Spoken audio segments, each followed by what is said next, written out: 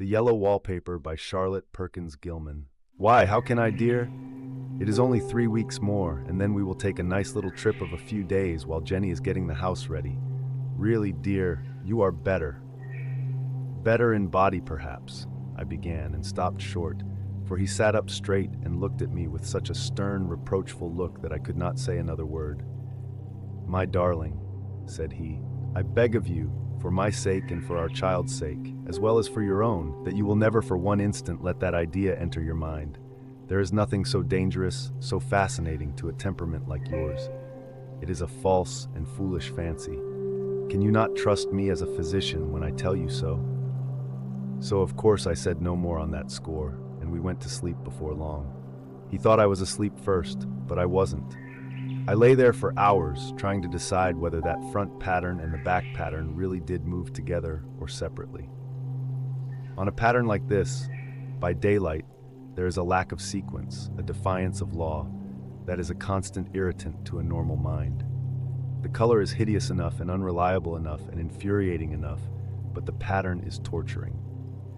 You think you have mastered it, but just as you get well underway in following, it turns a back somersault, and there you are.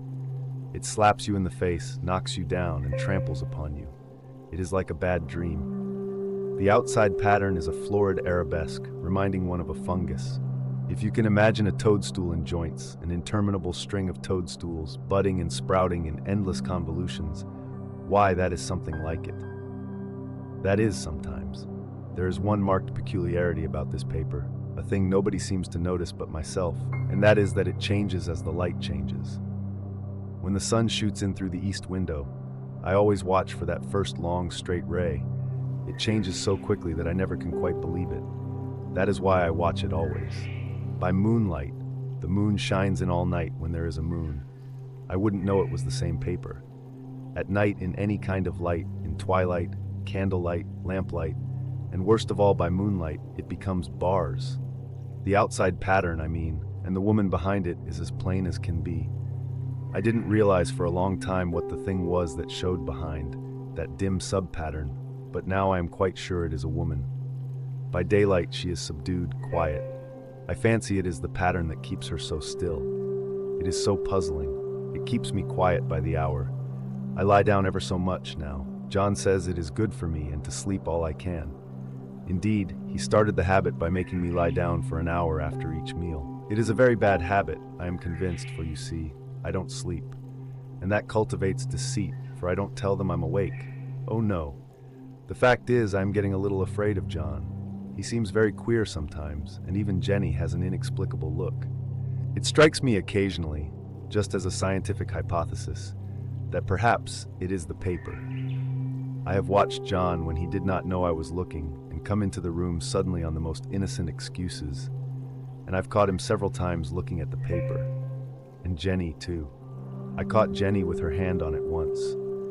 She didn't know I was in the room, and when I asked her in a very quiet voice, with the most restrained manner possible, what she was doing with the paper, she turned around, as if she had been caught stealing, and looked quite angry. Asked me why I should frighten her so. Then she said that the paper stained everything it touched, that she had found yellow smooches on all my clothes and John's, and she wished we would be more careful. Did not that sound innocent? But I know she was studying that pattern, and I am determined that nobody shall find it out but myself. Life is very much more exciting now than it used to be. You see, I have something more to expect, to look forward to watch. I really do eat better, and am more quiet than I was. John is so pleased to see me improve. He laughed a little the other day and said I seemed to be flourishing in spite of my wallpaper. I turned it off with a laugh. I had no intention of telling him it was because of the wallpaper. He would make fun of me. He might even want to take me away. I don't want to leave now until I have found it out. There is a week more, and I think that will be enough. I'm feeling ever so much better. I don't sleep much at night, for it is so interesting to watch developments, but I sleep a good deal in the daytime. In the daytime it is tiresome and perplexing. There are always new shoots on the fungus and new shades of yellow all over it. I cannot keep count of them, though I have tried conscientiously. It is the strangest yellow, that wallpaper. It makes me think of all the yellow things I ever saw. Not beautiful ones like buttercups, but old, foul, bad yellow things. But there is something else about that paper, the smell. I noticed it the moment we came into the room, but with so much air and sun, it was not bad. Now we have had a week of fog and rain, and whether the windows are open or not, the smell is here. It creeps all over the house. I find it hovering in the dining room, skulking in the parlor, hiding in the hall, lying in wait for me on the stairs. It gets into my hair. Even when I go to ride, if I turn my head suddenly and surprise it, there is that smell. Such a peculiar odor, too. I have spent hours in trying to analyze it, to find what it smelled like. It is not bad, at first, and very gentle, but quite the subtlest, most enduring odor I ever met. In this damp weather, it is awful. I wake up in the night and find it hanging over me. It used to disturb me at first. I thought seriously of burning the house to reach the smell, but now I am used to it. The only thing I can think of that it is like is the color of the paper, a yellow smell. There is a very funny mark on this wall, low down near the mopboard, a streak that runs round the room. It goes behind every piece of furniture except the bed, a long, straight, even smooch, as if it had been rubbed over and over. I wonder how it was done and who did it and what they did it for. Round and round and round, round and round and round, it makes me dizzy. I really have discovered something at last. Through watching so much at night, when it changes so, I have finally found out.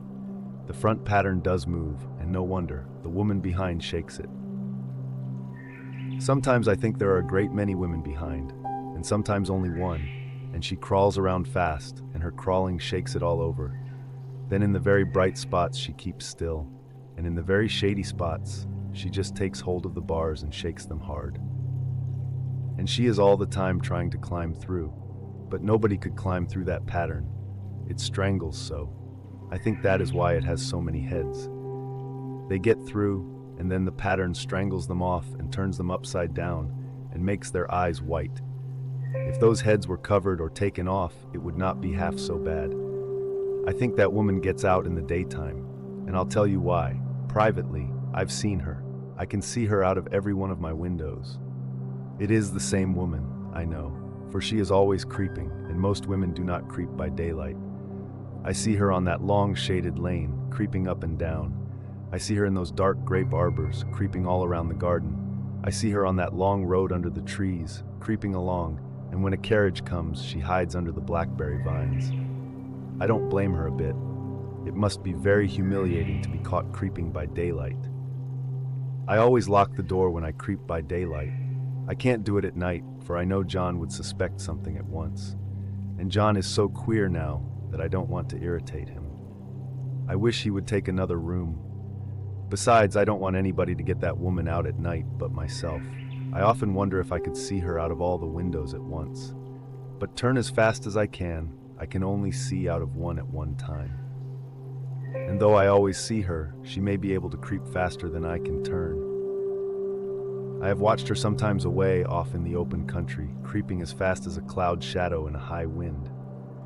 If only that top pattern could be gotten off from the under one. I mean to try it, little by little.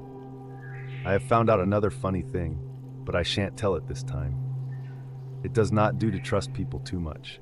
There are only 2 more days to get this paper off, and I believe John is beginning to notice. I don't like the look in his eyes. And I heard him ask Jenny a lot of professional questions about me. She had a very good report to give. She said I slept a good deal in the daytime. John knows I don't sleep very well at night, for all I'm so quiet.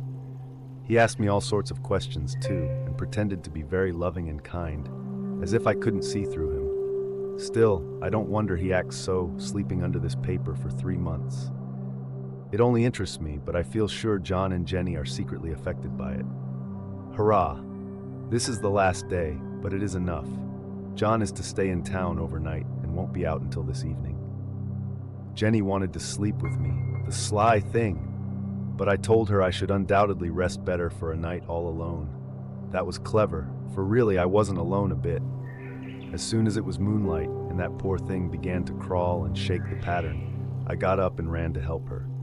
I pulled and she shook. I shook and she pulled. and before morning we had peeled off yards of that paper, a strip about as high as my head and half around the room. And then when the sun came and that awful pattern began to laugh at me, I declared I would finish it today.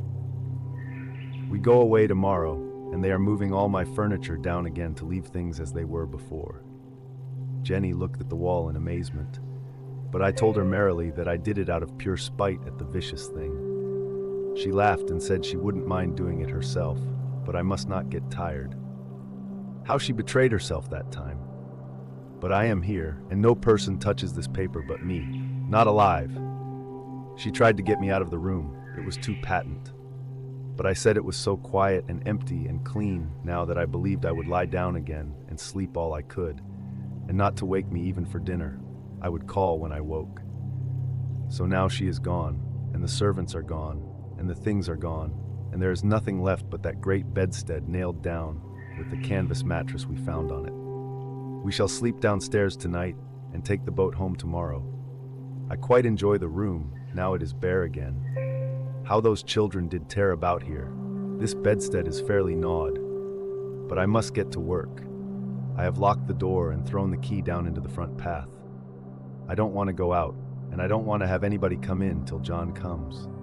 I want to astonish him. I've got a rope up here that even Jenny did not find. If that woman does get out and tries to get away, I can tie her. But I forgot I could not reach far without anything to stand on. This bed will not move. I tried to lift and push it until I was lame, and then I got so angry I bit off a little piece at one corner, but it hurt my teeth. Then I peeled off all the paper I could reach standing on the floor. It sticks horribly and the pattern just enjoys it. All those strangled heads and bulbous eyes and waddling fungus growths just shriek with derision. I'm getting angry enough to do something desperate. To jump out of the window would be admirable exercise, but the bars are too strong even to try. Besides, I wouldn't do it. Of course not. I know well enough that a step like that is improper and might be misconstrued. I don't like to look out of the windows even. There are so many of those creeping women, and they creep so fast. I wonder if they all come out of that wallpaper as I did? But I am securely fastened now by my well-hidden rope. You don't get me out in the road there. I suppose I shall have to get back behind the pattern when it comes night, and that is hard. It is so pleasant to be out in this great room and creep around as I please. I don't want to go outside. I won't, even if Jenny asks me to. For outside you have to creep on the ground, and everything is green instead of yellow. But here I can creep smoothly on the floor, and my shoulder just fits in that long smooch around the wall, so I cannot lose my way. Why, there's John at the door. It is no use, young man. You can't open it. How he does call and pound. Now he's crying for an axe. It would be a shame to break down that beautiful door. John dear, said I in the gentlest voice, the key is down by the front steps under a plantain leaf. That silenced him for a few moments. Then he said, very quietly indeed, open the door, my darling. I can't, said I. The key is down by the front door under a plantain leaf. And then I said it again several times, very gently and slowly, and said it so often that he had to go and see, and he got it, of course, and came in. He stopped short by the door. What is the matter? He cried. For God's sake, what are you doing? I kept on creeping just the same, but I looked at him over my shoulder. I've got out at last, said I, in spite of you and Jane, and I've pulled off most of the paper so you can't put me back. Now why should that man have fainted? But he did, and right across my path by the wall, so that I had to creep over him every time. End of the Project Gutenberg ebook, The Yellow Wallpaper.